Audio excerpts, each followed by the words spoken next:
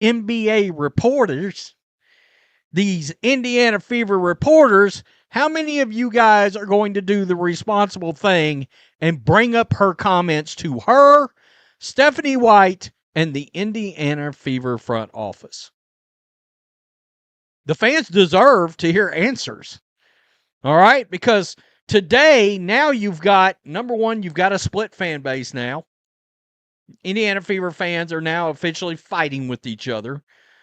The fallout from the Indiana Fever's decision to draft Raven Johnson has been significant, arriving just over 2 weeks after Johnson appeared on a podcast and made comments directed at Caitlin Clark's fanbase, accusing that community of racism and claiming she had been subjected to bullying and derogatory language, all stemming from an incident in a game 3 years ago where Clark waved her off. Those comments have now become the central issue around which fan frustration is organizing. The core argument from a large portion of the Fever fanbase is straightforward. The moment those podcast comments became public, the front office, Amber Cox, Kelly Krauskopf, and Stephanie White should have removed Johnson from consideration entirely. Fans are now officially fighting with each other. You've got people that aren't fans calling out Fever fans because they're like, oh, look at them. They're crazy again. They don't want Raven. Well, look, we don't want people that can potentially be locker room cancers on the team. Yeah, you're right. Logistically, we don't love the fit either. Not a lot of us are impressed with this offseason that's transpired thus far. I mean, Raven Johnson herself. The feeling is that bringing her onto the roster after she publicly condemned the team's own fan base as racist was a tone-deaf decision, and that the organization either was not aware of the comments or chose to proceed regardless. Neither explanation sits well with the fans. What has made the situation worse is that the Fever fan base is now fractured. Johnson herself, let's just start here. I mean, look at that face. She doesn't even want to be on this team. Look at that Haley Van Lith draft day face. Wow. You want to, literally, you look at her face, and it is like, hello, darkness, my old friend. I mean, she's in hell, too. Now, granted, yeah. Supporters are arguing with each other, and outside observers are using the division as further ammunition to paint the fan base negatively. Many fans feel that the pick has put them in an impossible position, defending a player who went on record criticizing them while also being mocked by those who see their frustration as proof of bad behavior. Stephanie White addressed the basketball side of the selection in a press conference, explaining that Johnson's value lies in her role as a primary ball handler, giving the team a true point guard to complement Caitlin Clark and Ty Harris. Now, granted, yeah, welcome to accountability. The Indiana Fever, and they still don't understand this.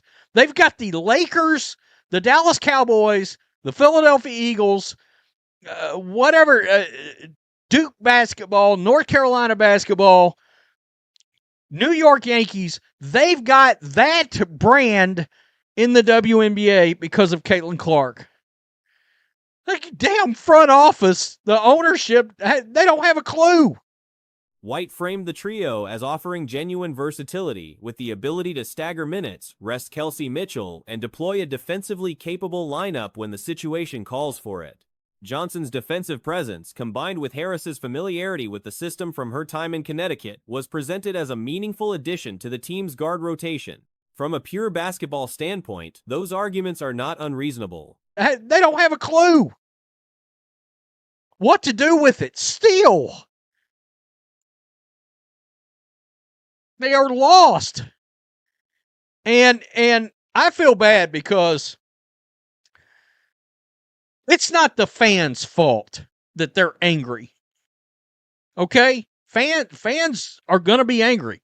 Fans are short for fanatic, right? We don't appreciate it. It feels like you didn't even bother. The problem is that the basketball case is being completely buried under the weight of the off-court controversy. The Fever's continued posting and promotion around the pick has done little to calm the situation, if anything. Fans who are already frustrated have found the organization's enthusiasm tone-deaf given the circumstances. The loudest demand coming from the fan community is directed at Indiana media and WNBA journalists covering the team ask the hard questions. Appreciate it. It feels like you didn't even bother to sit down and do the research. The moment that podcast dropped and Raven made those comments, Amber Cox, Kelly Krosloff, and Stephanie White should have walked over to their draft board and immediately scratched Raven Johnson's name off as any kind of potential draft pick and said, okay, we are not going to bring this into our locker room. We're not going to do this to our fans. Did the front office know about the podcast comments before drafting Johnson? If yes, what was the reasoning for moving forward anyway? If no, how does an organization operating at the level of visibility the Fever currently holds miss something that prominent? Room. We're not going to do this to our fan base. Are they that out of touch with what's going on? They're still getting destroyed, folks. Men's sports are a quest for greatness. The WNBA is a welfare slumber party paid for by men. Amber Cox, Stephanie White are either completely inept or they are making decisions solely to spite 22 and her fans. Those questions have not been answered publicly, and the gap in accountability is fueling the anger more than the pick itself. The Indiana Fever's profile has grown to a level that few franchises in the league's history have reached, built largely on the back of Caitlin Clark's arrival and the audience she brought with her. The paying fan base that drove record viewership, attendance, and the financial conditions that made the new CBA possible feels like it has been disrespected. Decision solely to spite 22 and her fans. I choose the latter. And this is my problem. Welcome to the loudest, craziest fan base. Because we won't keep our mouth shut if we're shit on? No. You're not gonna, don't piss in my face and expect me to say it's raining. No. That's not gonna happen. That's not gonna happen. I think Whether the front office genuinely miscalculated or simply underestimated the reaction, the result is the same: a roster move that has generated more division than any basketball benefit it might eventually deliver. At her post-draft press conference, Raven Johnson came across as genuinely enthusiastic about joining the Indiana Fever, describing the roster as a winning environment filled with veterans she can absorb knowledge from.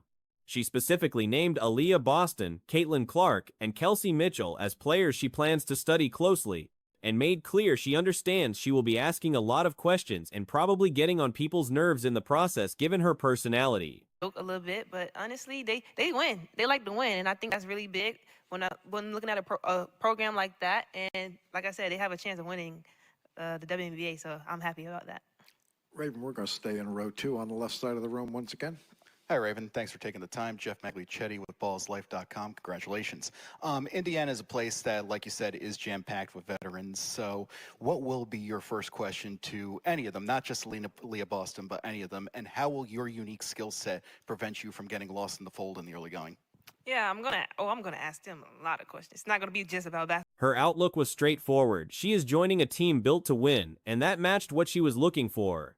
One of the more notable exchanges during the press conference centered on her relationship with Aaliyah Boston. When Boston left South Carolina, she told Johnson the program was now hers to lead. Getting lost in the fold in the early going. Yeah, I'm gonna ask them a lot of questions. It's not gonna be just about basketball too, but I'm gonna just get to know them. Just try to see, how it's like being a pro. They went through, their rookie seasons and they excel at it. They did pretty good. So I'm gonna ask questions like that. But I'm glad to play with people like that, honestly. Thank you. Raven staying on the left side of the room, front row to your left. Hi, Raven. Howard Magdal, the 9 Sports. Good to see you again, and congratulations. When Aaliyah left South Carolina, she talked about it being... The two developed a close bond through that process, with Johnson crediting Boston for teaching her what professional habits look like not just on the court, but in terms of how to carry herself as a person.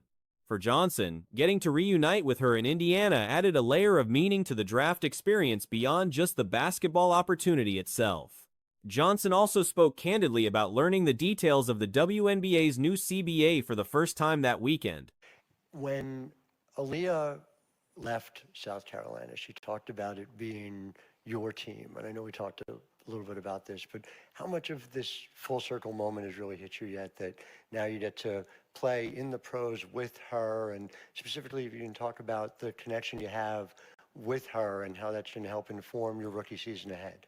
Oh, it's so crazy. Like, she has taught me so much through my college experience. She taught me what pro habits were. She taught me that you have to bring those habits every day to practice. Not in basketball, just being a great human being. I think that goes along. She admitted she had not fully understood what previous generations of players had gone through financially, and when veterans explained the salary situation to her, her response was immediate gratitude.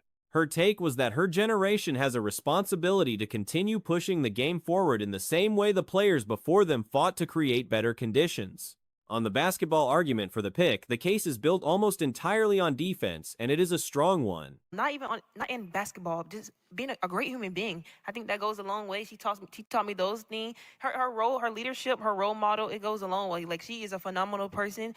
She instills so much in young people, and there's no way you don't want to play with somebody like that, or just look up to somebody like that. But not even that, they have other women on that team that's phenomenal women on and off the court. So I think that plays a really good part of the Indiana team, and that's why they're so good, and that's why they win a lot.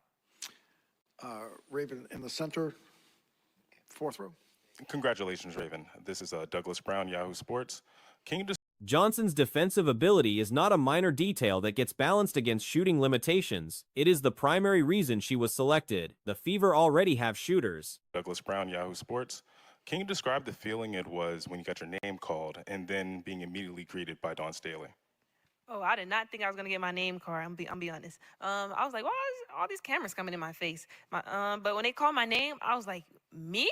Out of all, like, I thought I would have been a lower pick, honestly. But it's a blessing. Like, to hear your name get called, you dream of times like this. As a little girl, I've seen people in front of me that get their names called, and I always said I wanted to be that person one day. So a team just to believe in me and draft me, it means a lot. What they have historically struggled with is stopping elite opposing guards from dominating games. Johnson addresses that specific problem directly. Her college film, particularly her performance in high-stakes tournament games, shows a defender capable of neutralizing ball handlers that have given Indiana real trouble. So a team just to believe in me and draft me, it means a lot. So I just want to say thank you to Indiana. Raven, we have time for about one or two more questions. The next one will be all the way to the left in the second row. Hi, Raven. Jackie Powell with the 9 Sports and NBC Sports. I'm just curious how much you were keeping track of the WNBA's new CBA and, when you found out about it, how you reacted to it. But also what I want to know is how much did you know about the life? The frustration within the fan base over her past comments is real and understandable, but the basketball question and the off-court controversy are two separate conversations. From a pure roster construction standpoint, a defensive specialist who can pressure guards, create turnovers, and give the coaching staff a legitimate stopper to deploy in critical moments is exactly the kind of complementary piece a contending team needs. But also what I want to know is how much did you know about the life of a WNBA player before this big CBA? Yeah, it's crazy. This weekend, I learned a lot about the CBA. I learned a lot about what the players went through, which I had no idea about. They were telling me about the money, the salary they were making, and I was like, "Wait, you guys put blood, sweat, and tears just like the men do. You guys, you work hard for these things that you want, and you didn't get paid that much." And they was like, "Just be grateful you're coming in this class, so you better get money." And I was like, "No, but you guys set the foundation for." Shooting numbers and scoring averages are not the right measuring stick for what she was brought in to do. The expectation is that opinions on this pick will shift once the season gets underway and Johnson starts impacting games on the defensive end. This class, so you better get money. And I was like, "No, but you guys set the foundation for us. You set the standard for us. So you gotta thank them. Like, you have to thank them. They did a lot for the game of women's basketball to get here. And I think with our class and our generation, we need to fight just how they fought for us for the next generation." All right, Raven, thank you. Okay, and to our media. Now, that was Raven Johnson, right?